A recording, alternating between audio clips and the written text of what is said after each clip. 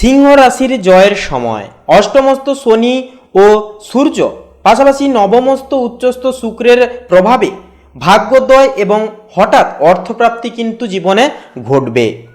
বন্ধুরা, সিংহ লগ্নের জাতক জাতিকাদের জন্য 26শে এপ্রিল থেকে 30শে এপ্রিলের এই বিশেষ সময়কালে অষ্টম ঘরে শনি ও সূর্যের মহাজোড় হয়েছে। এবার কি গোপন শত্রুরা একে একে করে পথ থেকে দূর হবে, শেষ হবে তাদের খেলা?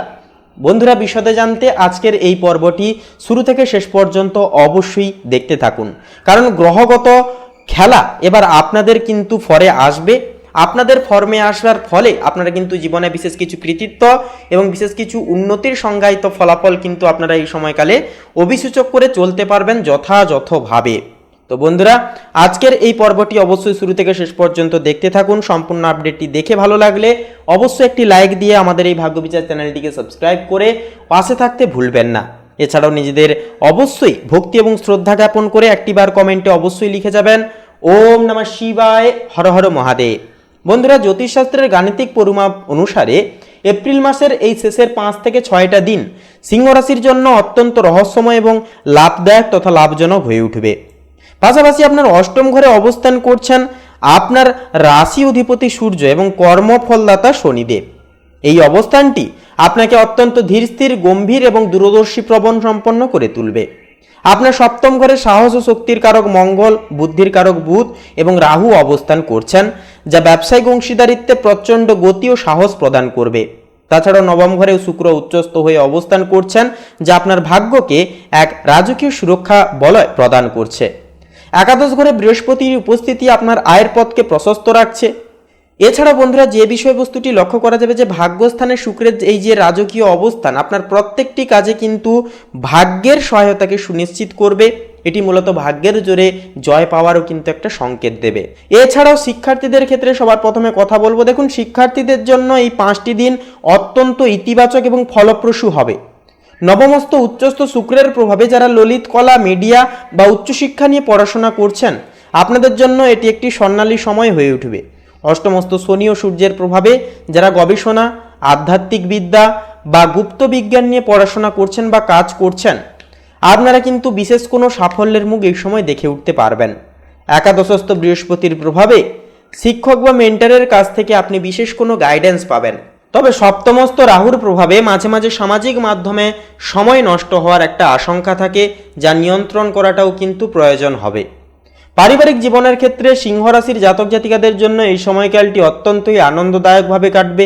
একাদশস্থ বৃহস্পতির কারণে বড় ভাই বা বোনের কাছ থেকে বিশেষ সহায়তা পেয়ে যেতে পারবেন। অষ্টমস্ত শনির কারণে বাবার স্বাস্থ্যের প্রতি একটুকু নজর দিতে হবে, তবে সূর্য সেখানে থাকায় কোনো বড় বিপদ কিন্তু বলবো আসবে না। সামাজিক সার্কেলে আপনার নেতৃত্ব দেওয়ার ক্ষমতা অনেকখানি প্রশংসিত হবে। নবমস্ত শুক্রের প্রভাবে পরিবারের সাথে কোনো ধর্মীয় স্থান বা ভ্রমণে যাওয়ার কিন্তু একটা পরিকল্পনা এই সময় সফল হবে। প্রেমের ক্ষেত্রে এই সময়টি সিংহ রাশির জন্য অত্যন্ত প্যাশনেট হবে। সপ্তম ঘরে রাহু ও মঙ্গলের অবস্থানের কারণে সম্পর্কের মধ্যে এক ধরনের তীব্র আকর্ষণ ভাব কাজ করবে। বিবাহিতদের জন্য জীবনসঙ্গীর ক্যারিয়ারে বড় কোনো সাফল্য, আনন্দোচ্ছ্বাস কিন্তু জীবনে বয়ে নিয়ে আসবে। নবমস্ত শুক্রের প্রভাবে প্রেমের সম্পর্কে এক ধরনের আভিজাত্য এবং পবিত্রতা কিন্তু অনেকটাই বজায় থাকবে।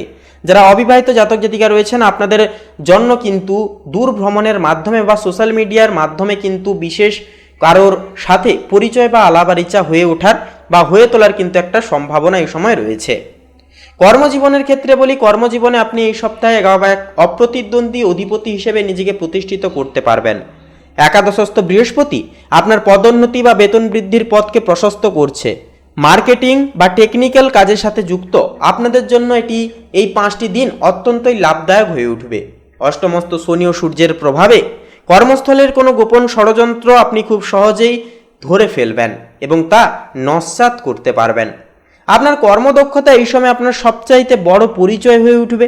আর্থিক ব্যবস্থা আপনার ক্ষেত্রেও সেই একই। 26 থেকে 30শে এপ্রিলের এই বিশেষ সময়টি আপনার জন্য অত্যন্ত শক্তিশালী। একাদশ ঘর হলো আমরা প্রত্যেকেই জানি লাভের ঘর, আর সেখানে বৃহস্পতির অবস্থান নির্দেশ করছে যে আপনার আয়ের একাধিক পথ খুলে যাবে। অষ্টমস্ত গ্রহপুঞ্জ নির্দেশ করছে যে বীমা বা পৈতৃক সম্পত্তি থেকে অপ্রত্যাশিত অর্থপ্রাপ্তির একটা যোগ কিন্তু এই সময় রয়েছে। নবমস্ত শুক্রের প্রভাবে এই সময় লক্ষ্য করা যাবে যে বিলাসবহুল কোনো রকম কোনো জিনিসের পেছনে অর্থ ব্যয় হয়ে যেতে পারে। সামগ্রিকভাবে আপনার সঞ্চয়ের গ্রাফ এই সপ্তাহে ঊর্ধ্বমুখী থাকছে। শারীরিক স্বাস্থ্যের ক্ষেত্রে এবারে বলি বন্ধুরা, দেখুন শারীরিক স্বাস্থ্যের ক্ষেত্রে ক্রমাগত বলতে গেলে এই সময় আপনার হাঁটু এবং চোখের প্রতি বিশেষ নজর দিতে হবে। অষ্টম ঘরে তেজস্বী গ্রহদের প্রভাবে মাঝে মাঝে মানসিক অস্থিরতা বা ক্লান্তি অনুভব করতে পারেন। তবে নবমস্থ শুক্র এবং একাদশস্থ বৃহস্পতি আপনাকে মানসিকভাবে অত্যন্ত শক্তিশালী ও আত্মবিশ্বাসী অনেকটাই কিন্তু রাখবে। সূর্য আপনার ভাইটালিটি, শক্তি বা জীবন শক্তিকে কিন্তু অনেকটাই অটুটভাবে রাখবে। নিয়মিত হালকা শরীরচর্চা এবং সময়মতো বিশ্রাম আপনার সুস্থতার জন্য জরুরি হয়ে উঠবে। সামগ্রিকভাবে 26শে এপ্রিল থেকে 30শে এপ্রিলের এই বিশেষ সময়কালটি সিংহ রাশির জন্য সামাজিক প্রতিষ্ঠা এবং আর্থিক উন্নতির সময় হবে। শিক্ষার্থীদের জন্য এটি লক্ষ্যভেদের সুযোগ। অষ্টমস্থ শনি আপনার গোপন শত্রুদের বিনাশ করবে এবং নবমস্থ উচ্চস্থ শুক্র আপনার ভাগ্যের চাকাকে সচল রাখবে। এই সপ্তাহে আপনার প্রধান শক্তি হবে আপনার নেতৃত্ব দেওয়ার ক্ষমতা এবং অটুট মনোবল। তো বন্ধুরা, আজকের এই পর্বটি, আজকের এই আপডেটটি এই পর্যন্ত। আজকের এই পর্বটি যদি আপনাদের ভালো লাগে, আপনারা যদি উপকৃত হয়ে থাকেন, অবশ্যই একটি লাইক দিয়ে কমেন্টে শ্রদ্ধা ও ভক্তি ভরে অবশ্যই লিখে জানাতে ভুলবেন না। ওম নমঃ শিবায়, হর হর মহাদেব, জয় দেবাদিদেব মহাদেবের জয় অবশ্যই লিখে যাবেন। বাবার আশীর্বাদে সমস্ত প্রকার বাধা বিপত্তি এবং নেগেটিভিটি জীবন ছেড়ে কিন্তু অনেকটাই দূরে যাবে এবং মনের ইচ্ছা কামনা বাসনা একান্তই পূর্ণতা পাবে।